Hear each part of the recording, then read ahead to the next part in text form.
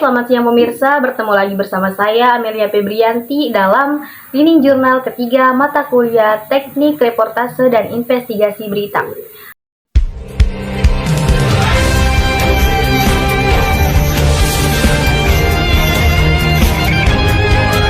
Nah, pada pertemuan ketiga ini saya akan menjelaskan tentang apa itu wawancara. Wawancara adalah sebuah kegiatan tanya-jawab yang dilakukan oleh narasumber dan pewawancara untuk mendapatkan suatu informasi.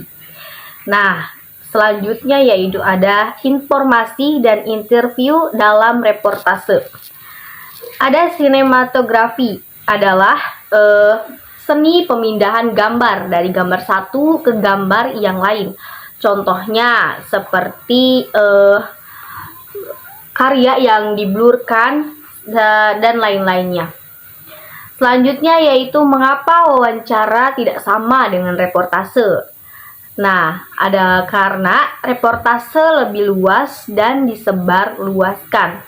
Sedangkan wawancara hanya merupakan proses wawancara yang bisa disebarkan dan tidak bisa disebarkan.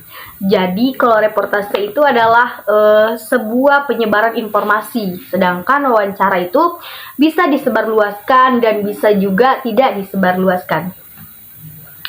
Reportase bisa disebut dengan wawancara, sedangkan wawancara tidak bisa disebut sebagai reportase.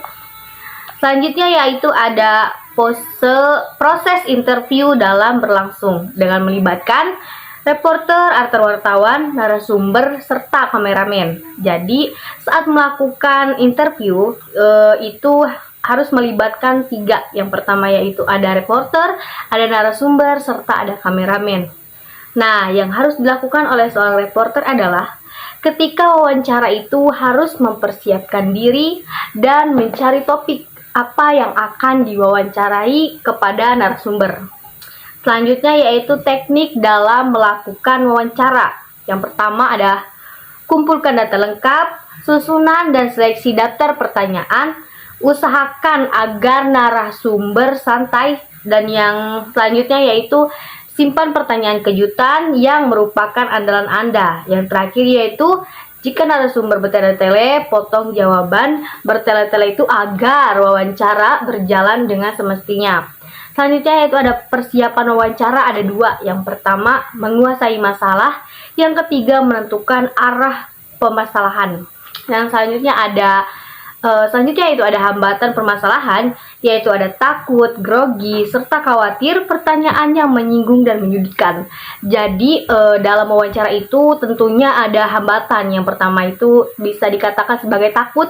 Jadi si seorang reporter ini bisa merasa takut ketika ingin mewawancarai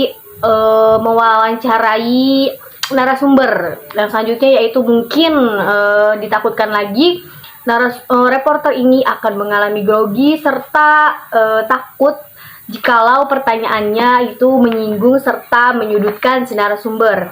Selanjutnya yaitu ada syarat wawancara.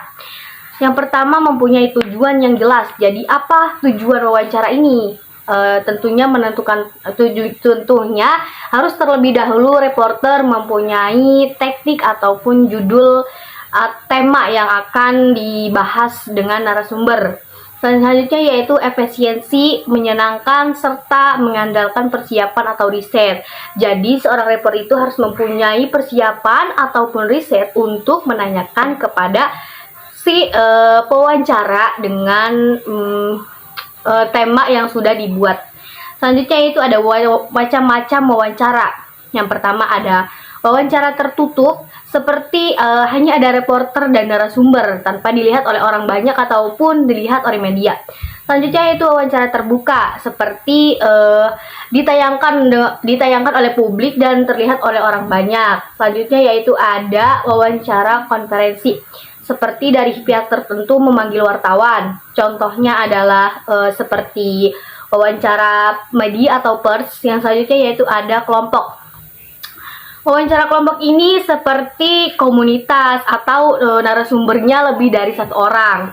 Nah, selanjutnya yaitu wawancara individual, yang dimana wawancara individual ini hanya melibatkan satu orang dan bisa terbuka serta bisa tertutup. Selanjutnya yaitu terpimpin. Dalam wawancara terpimpin ini, ada satu orang yang memimpin berjalannya wawancara tersebut, serta pertanyaannya itu terstruktur. Nah, selanjutnya yaitu ada wawancara bebas seperti biasa, sambil bisa ngobrol-ngobrol. Intinya wawancara itu mendapatkan informasi dari si narasumber tersebut. Cukup sekian materi yang saya sampaikan pada Learning Journal ketiga ini. Sampai bertemu di Learning Journal yang akan datang. Saya Amelia Febrianti, pamit undur diri. Selamat siang dan sampai jumpa.